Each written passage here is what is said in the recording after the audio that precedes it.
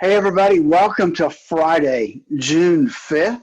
This is the end of the first week of June, and it's been a great week, and it looks like we've got some great numbers heading forward. But today, we get the unemployment number.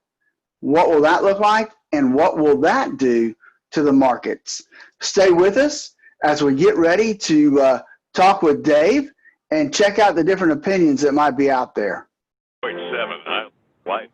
Good morning. Hello, buenos dias, y'all, and V Gates.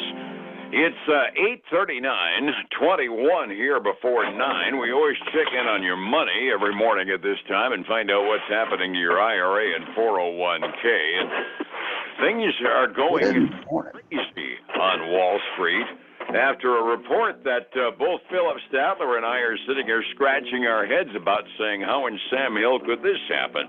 Let's go downtown and talk about it. From Statler Financial Services, Phillip Statler's on the phone with us. Phillip, how on Sam Hill could we miss the unemployment rate target by 6 percentage points and actually go down with all the news that we've been hearing? You know, it just baffles me to no end how this could have happened. And you and I were talking beforehand, what kind of revisions will come after this comes out for next month. But, man, the unemployment rate has come in at 3.3%, or 13.3% versus the 19.5% that was expected. I mean, that's just a huge disconnect there. Absolutely. I mean, and the other part of the factor that comes into it, one has to keep in mind when the government issues an unemployment rate, it's measured from like the middle of the month.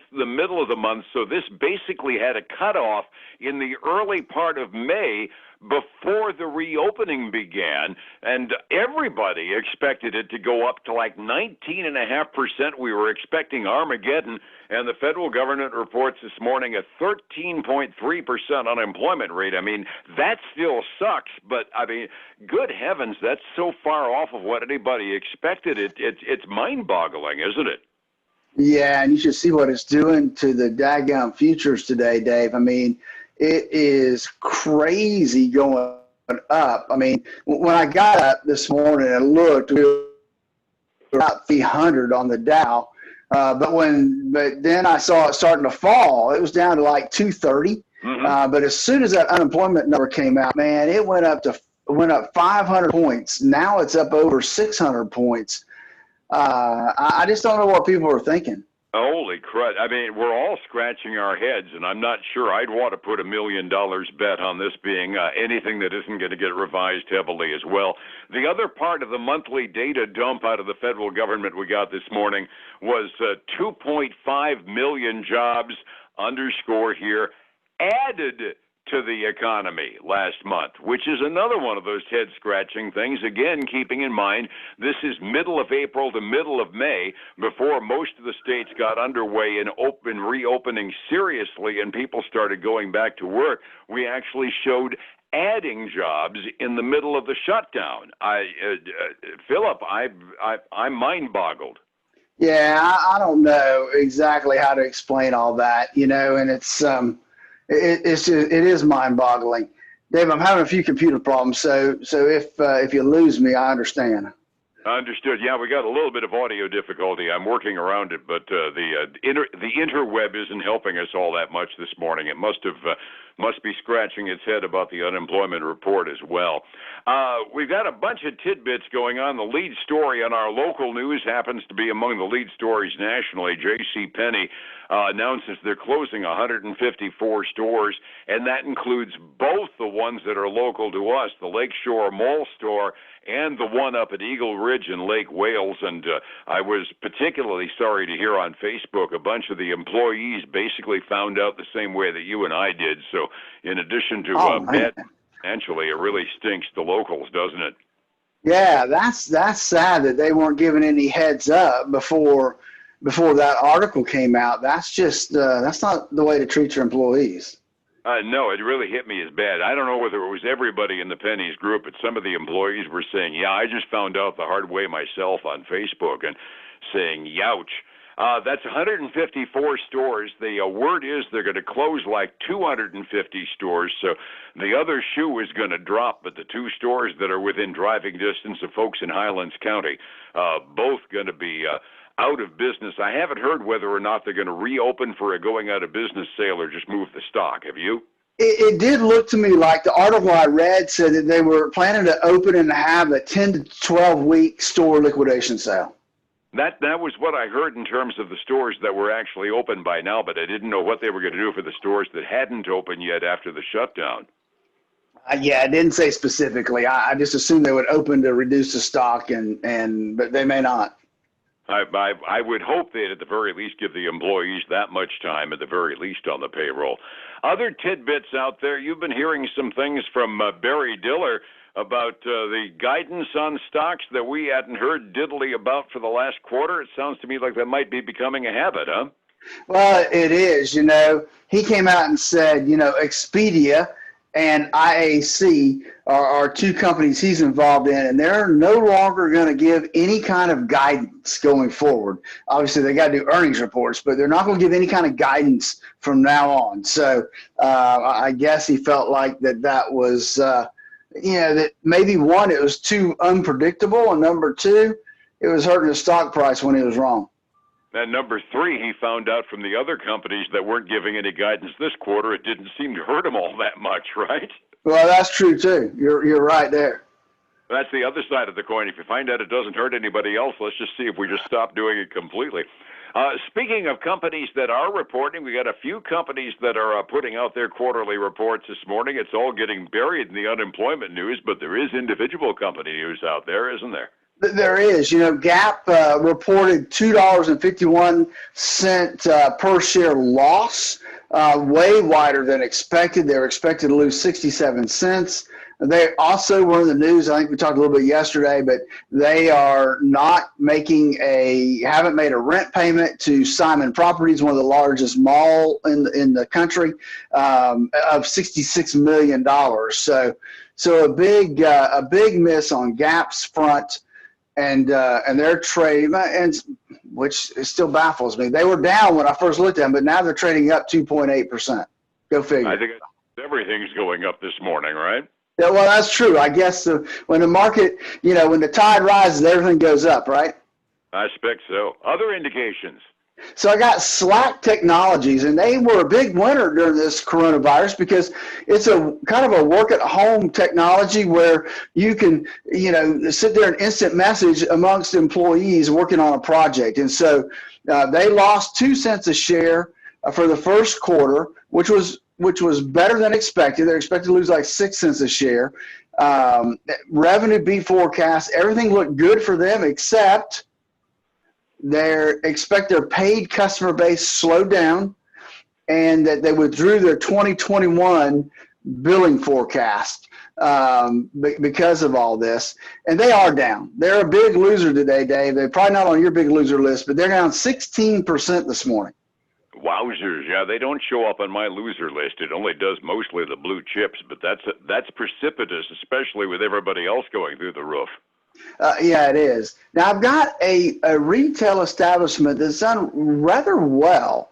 Restoration Hardware beat substantially on quarterly profits. They came in at $1.27 compared to 81 cents that was expected.